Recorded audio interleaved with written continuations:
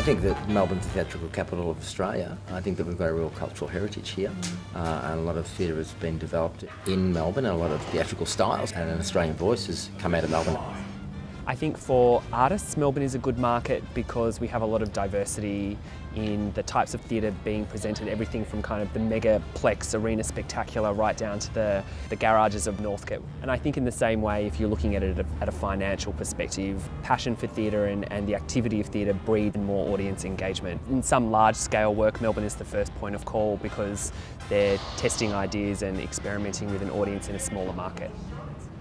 Theatre just has something quite magical about it in that, once you get in front of a live audience, something lifts, and particularly for young actors. Because it's live, because it's risky, but most of the time it's because of the artists working in those ways. And I think what's great about the performing arts is that they're ephemeral. They disappear as soon as they happen, and they're very, very delicate. They need to be maintained every night. You're never going to see the same performance twice. You are constantly on your toes. You never know what's going to happen. And I think seeing live bodies in space performing to you and engaging in interesting ideas and interesting ways live for you is a very unique and special experience.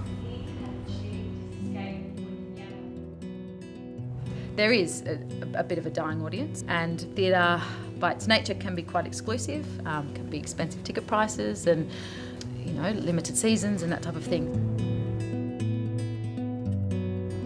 I think the best way for people to support the theatre is to buy a ticket and to go along and see shows. It's kind of a no-brainer, but in fact, if you're interested in theatre and you want to know what's on stages and you want to know what people are talking about, the best way to find out is to go and to support artists. I think it's important for us that young people particularly come and see shows. As a result of a young cast, we get young audiences coming to support their peers, and that has such a great knock-on effect. I think as long as companies embark on telling stories that are meaningful, then audiences hopefully will come. Theatre will always find a way to survive. It's been around for millennia.